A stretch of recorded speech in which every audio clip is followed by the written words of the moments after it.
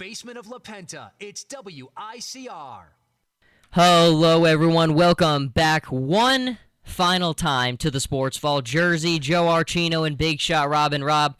4 years in the making, and we're at the exit point. It doesn't really feel real. It doesn't. It just feels like a typical day of me and you going into our studio and doing what we do best. Well, I don't think that there's a more fitting way to kind of end it than finishing it and doing things the way that we've always done. Now, there's plenty of time to reminisce. We have plenty of time with the audience before we reach our conclusion. So let's start off with the relevant news, Robin. I mean, if there's one thing that you and I have been on this show, it's been showing a level of consistency. So why not shy away from being consistent? Let's go to the news, Rob. And you know who's pretty big in the news right now? LeBron James and the Cavaliers with 25 three-pointers. Rob, you read my mind. I didn't even tell you what we were going to start off with in the show, but you somehow knew I was going with the Cavaliers. Rob, we talked yesterday. We talked on the show, and I said to you, Rob, the Cavs and the rest of the East, there is such a substantial drop-off that it's not even imaginable. They just kind of followed that up for me with hitting 25 threes in a game. Now, Rob, I will ask you again.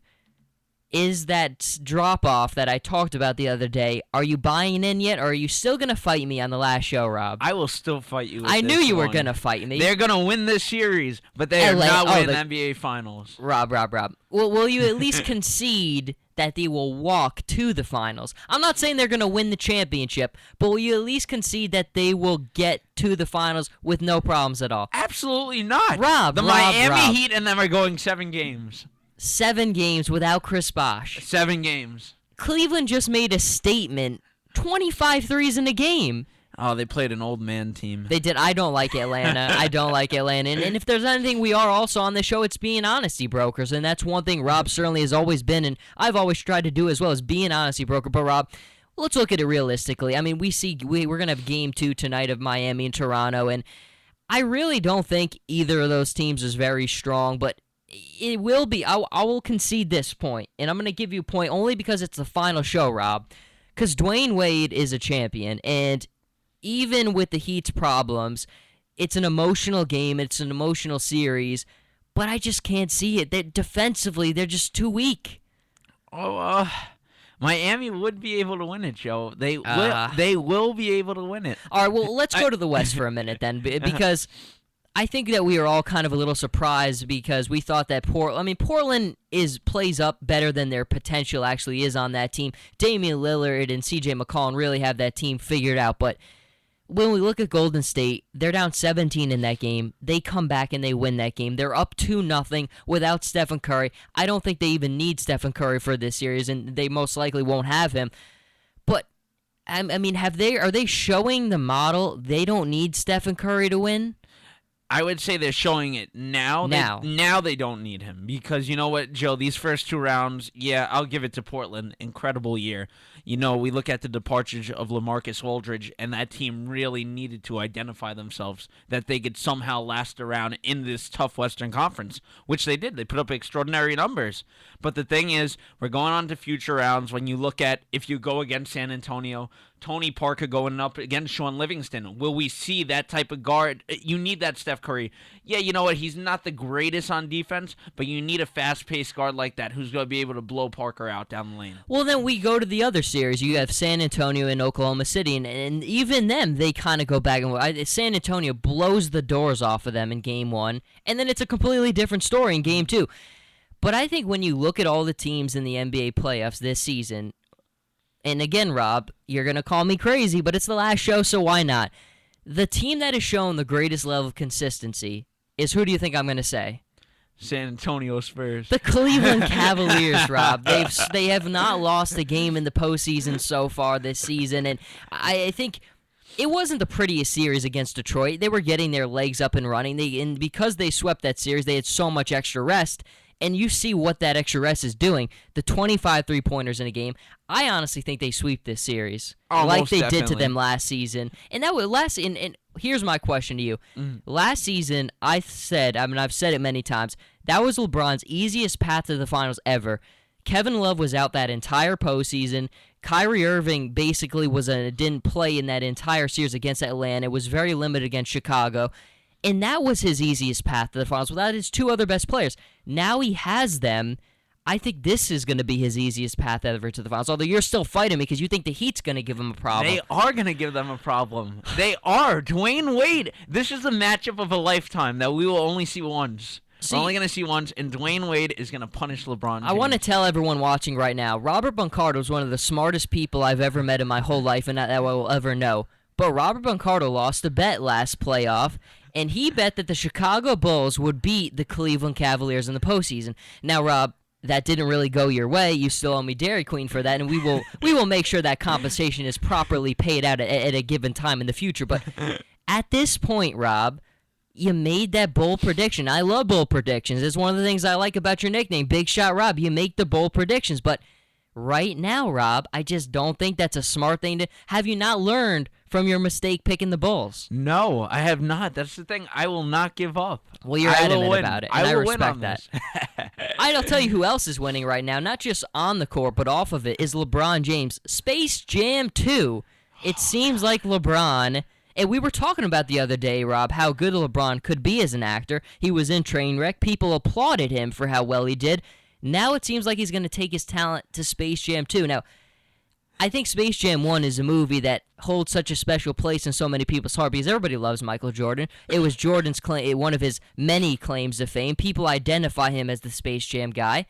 But, Rob, there's not a more fitting person for Space Jam 2 to lead the charge than LeBron James. No, I think they should have stopped at Space Jam 1. Well, What could you do with Space Jam 2? Are they going to have the monster? Like, what Rob, purpose would the Monstars come back? You think the Monstars are just going to lay down after the first loss? No, the Monstars get back up, and they give it everything they have. I want to know whose powers they're going to take. Well, that's That'd be interesting. Well, here's the thing. I mean, I think at this point, LeBron's the only player signed up for it, but, Stephen Curry's going to be in that movie. How do you not get Curry to be? I mean, if the first one, it was Jordan, of course. I think Larry Johnson was in there. Ewing was in there. Muggsy Bogues was in there. Bradley was in there. And was Larry Bird in it? Larry Bird was, but he was a fan in it. He was a fan in it, right? Kept messing with Bill Murray the whole movie. So I could guarantee you, Larry Bird is going to make an appearance again somehow. Well, Mike will make an appearance. That's the interesting question. Wow. Will Michael be that guy who comes in with them down by like 2 or 3 points? I just feel like sometimes Jordan is kind of like that guy who doesn't want to be bothered anymore. He's got all the money in the world. He's got millions of things to do. I don't know. Would he do it? I think so. I think he... I'm just happy LeBron did it because, I mean, let's be honest. Kevin Durant's a very likable guy, too. I could also see him, but you got to put LeBron in there. He's this era's Jordan. You need to have the guy who as closely resembles him as possible. You had to put LeBron. I would have gone Kobe Bryant. I mean, look, if this was 6 or 7 years ago, maybe. But LeBron is this generation's Will Chamberlain. I like it. Imagine Kobe in this movie, Space Jam 2. Learn how to pass the ball. Kobe's on vacation right now, Robin. You know who else is on vacation right now? The New York Rangers. Well, Phil Jackson. I'm sure we don't want to anger the hockey fans right now because that's a whole different story for another day. But Phil Jackson, Rob, I heard you a little bit earlier today on another sports show talking about Phil Jackson. What's the stance right now, Rob? Joe, we have coaches out there right now. We have Frank Vogel, Jeff Van Gundy, people who could coach teams, and he is out in Nebraska or Iowa, somewhere out there, and he's... Wait. I didn't even see that story where he was. He's vacationing where? He tweeted photos from Iowa and Nebraska over the last 2 days. That's where he went on vacation. Yeah. Phil Jackson, why would you go when you could go any warm place? You could be sitting on a beach. You go to Omaha, Nebraska to hang out with Peyton Manning. And Rob, I don't get it. Maybe he knows something we don't know. Maybe James Dolan's like, I'm gonna axe you the week. You get in the axe. I mean, let me ask you. I mean, we've well established the fact that the organization has not made a lot of good moves. But if you need a head coach right now, which you desperately do, Kurt Rambis cannot be your head coach. Who do you pick? Jeff Van Gundy. Hands down the best defensive coach out there right now. That's something that hasn't been instilled in the Knicks since the 90s. I agree. I mean, look, if Van Gundy was willing to do it, I'd hire him in a heartbeat. Even at the Francesa Mad Dog reunion show, you saw he wants it. But I don't know if the Knicks are willing to do that. I mean, they always want a coach, and unfortunately our Facebook thing just fell. And look at Ian Sachs coming to the rescue to fix it. That's a true friend right there. Thank you, Ian. But it's one of those things, Rob, where I think you look at it and they just don't hire strong head coaches, guys who are going to do it their way. I mean, it's the reason they lost out on Tom Thibodeau. It's the reason they won't get a strong guy. Who do you pick, David Blatt? Yeah, David Blatt. This is where the players complain. I mean, we look at this head coaching search, Joe. He let every single good coach walk right out the door. Every single good coach. And you know what? You know what's even worse? When a coach like Luke Walton, don't get me wrong, they had a nice run, Golden State, but that's on the players. I'll give them that. When you have a bad coach like that tell you, I'm not even going to meet you for an interview to take over the Knicks, that's how you know the Knicks are bad. Yeah, that's how you know the Knicks are bad. Well, I mean, and just think about it like this. The Timberwolves got Tom Thibodeau. The Lakers and the Knicks both lost out on them. Now, those are two of the most valuable franchises in NBA history just from a financial standpoint. But Tom Thibodeau chose the Minnesota Timberwolves over two of them. That just right there tells you the state of the NBA. That would have never happened 10 years ago, but it happened now because the league is changing. Oh, it most definitely is. I mean, we look at Thibodeau coming to the Timberwolves. That was my favorite offseason move, hands down. And I think, you know what's great is Thibodeau was a guy who instilled defense. And you'll come back from a lot of players saying, you know, with Tom, the thing is he's a hard coach, but we learned something. We learned how to play as a unit. We played defensively. You put him to Minnesota, that's a young team right now. You have Andrew Wiggins, Towns, the other one, Zach LaVine. You're probably going to have a nice little draft lottery pick this year. So, I mean, he has the assets, and he still has a nice veteran in Kevin Garnett. That is as attractive a spot. I mean, it was the most attractive spot, and it's not even. I mean, that's why people go places now. It's not, you can't sell people on prestige and power and history. People want to live in the moment. That's just the way we live in today. And Tom Thibodeau chose the situation where he could live in the best moment that was possible. The Knicks don't offer that. The Lakers don't offer that. And, I mean, you talk to the fan bases, Rob. People think that they're getting Paul George and everyone is going to come to L.A. or someone is coming to Kevin Durant. I mean, it doesn't add up. It just doesn't. The question is, where is Kevin Durant going, Joe? I mean, this guy has us.